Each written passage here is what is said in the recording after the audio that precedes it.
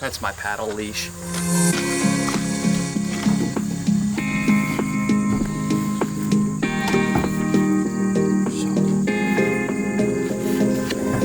I'd give my life, I'd give it all, for a look, for a call, for a kiss, for a roll, a part of any universe, of any planet in the sky.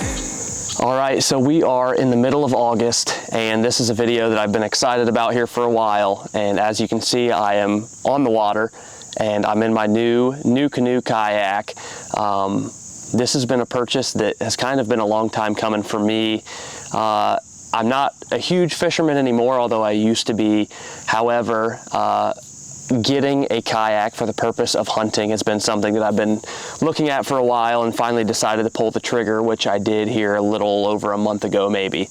So as I said, I went with the NUCANOE Unlimited. This is a 12.5-foot kayak. They have different options, and the reason I went with NUCANOE particularly, they are the only, if not one of the only kayak companies that pretty much markets to hunters. Obviously, these are great fishing kayaks as well. However, there aren't a lot of kayaks that can accommodate both fishing and hunting, and this is one that can do both.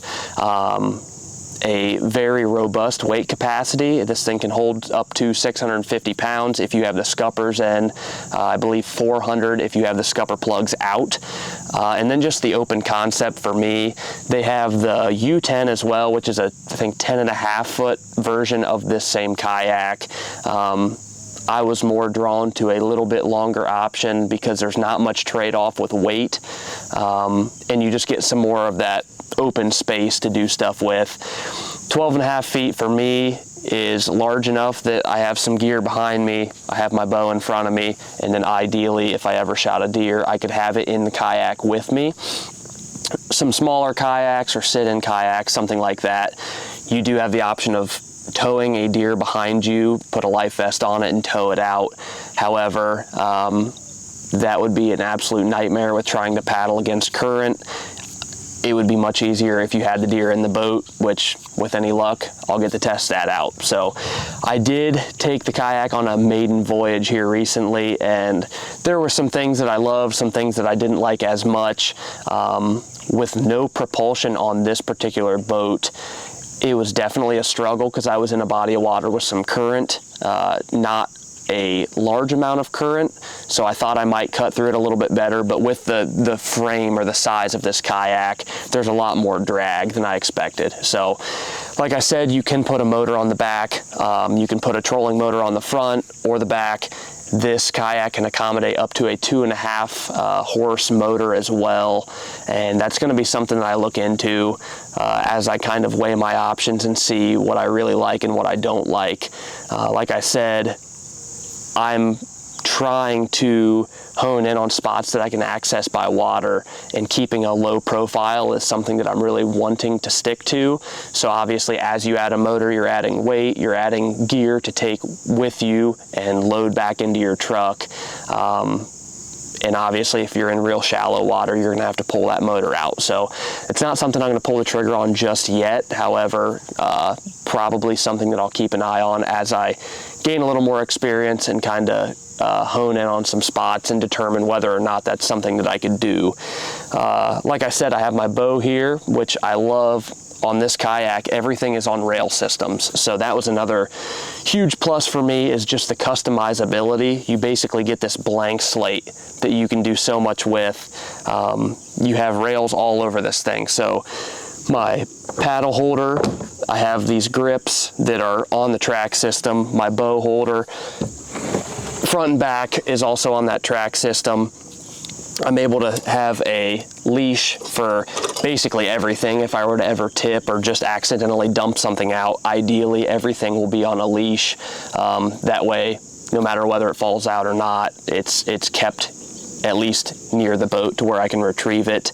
Trying to think what else. I love the swivel seat.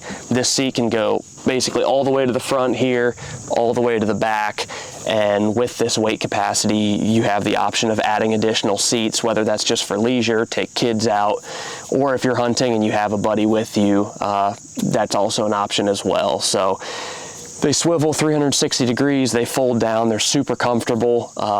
So if it's a longer paddle or if you're out on the water all day, it's relatively comfortable to be in this seat.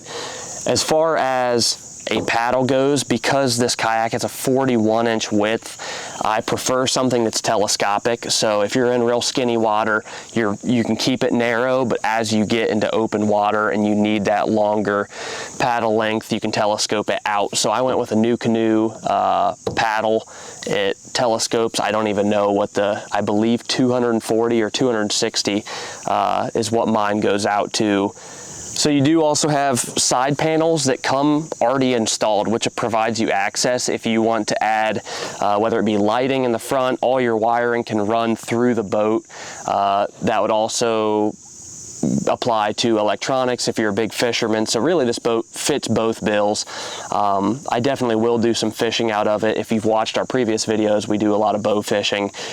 This kayak will allow me to stand and not have to balance like I did in some of those other videos. And I also love being above the water versus a sit-in kayak where you get a lot of that glare because you're sitting so close to the surface of the water. So being a little bit further up, having that field of view, I guess you could say, is definitely an advantage. Comes with built-in cup holders. There's some storage on the sides as well. And then there's also built-in rod holders in the back. One of the biggest drawbacks for sure is just the sheer size of the kayak and weight of the kayak. So like I mentioned, there is a 10.5-foot version, which is the U10. However, there's not really a trade-off with weight. So I think this thing weighs 84 pounds, give or take. Of course, that's completely bare. That doesn't include all the stuff that you're going to be taking with you. So in my experience so far transporting it, it is not a one-man job unless you have a cart. And I've already ran into a case where the cart didn't suffice for that. It was a boat ramp, or supposed to be a boat ramp, but it was particularly muddy and the cart just didn't get through it. So I was having to manhandle this thing through the mud, and actually at one point I ended up having to use my truck with some straps just to get it out because I didn't have enough traction to move it myself. So that's definitely a drawback. Some guys don't use the bed of their truck to transport it. You can also buy like a used jet ski trailer. I know that's a big option. I believe NUCANOE also has trailers that you can buy. So there's options out there for transport. Beyond that though, just getting it from transport to water, that's definitely something to think about. As you can see behind me, I have added, it's a Magellan waterproof storage tote. So for me, taking in things like trail cameras, my cell phone, my keys, basically anything that I don't want to get wet being exposed out here on the deck will go in there. And I've added tie downs that are on that rail system that I can throw a strap over it, tighten it down, everything's secure. I could even throw a leash on there if I wanted to, but basically this box provides me a spot to put everything that's safe, it's dry, it's lockable, and I really love how well it fits. I mean, it's basically like it was made to fit right within these two rails. It sits in there perfectly. It's pretty secure even without a tie down, and I've been really happy with that purchase. And I believe it would even fit in the Frontier option of the NUCANOEs, but it seems like, talking to other people, the Unlimited is pretty much the way to go if you're looking to hunt out of it. Moving forward, I probably will look into adding some lights for this. If you're gonna be going in the dark or coming out in the dark, that's probably something that you will need. I'm not sure how every state's laws vary. However, some form of navigational lights will probably be necessary. On top of that, I would also like to have some type of LED or light bar or something just to help me kind of see where I'm going. This particular one that I got came out of Southern Ohio. Raccoon Creek in particular has been super helpful, although I didn't get it from them. I would recommend those guys for sure. I was looking for a particular color and they didn't have it at the time that I was looking to get this one, so I ended up getting this one elsewhere. However, those guys are super knowledgeable, and I know a lot of other hunters that have bought their NUCanoes from there as well, so definitely recommend those guys. So to wrap up, obviously season is getting very close. I don't really have too many options around here for water access. Obviously in central Ohio, that's a very limited thing, especially to public land. However, I've got my eye on some other spots that I've been able to test this so far. Super excited about it, and hopefully here in a few months we'll be able to come back around once I've had some experience actually hunting with this thing to maybe give some pros and cons beyond what I've experienced so far. But yeah, to kind of wrap up, I love the open concept of it, just the customizability. Wow. Yeah. The customizability, just the ability to put a deer in it with the weight capacity that this thing can hold. Yeah, just a lot of storage for your bow and the stuff behind you, all my gear, my tree stands, saddles, whatever that may be. And then kind of the drawbacks is just the portability, the weight, and then as you look into options for motors, obviously, if you're taking this thing with the intent of getting into smaller water, you're gonna have to evaluate whether or not a motor would work. As you go against current, it would be a pro. As you get into some shallow spots or rapids or whatever that may be, you're gonna have to pull that up. And also, the option of having to use either hip waders or knee-high boots or something like that as you get into and out of the water.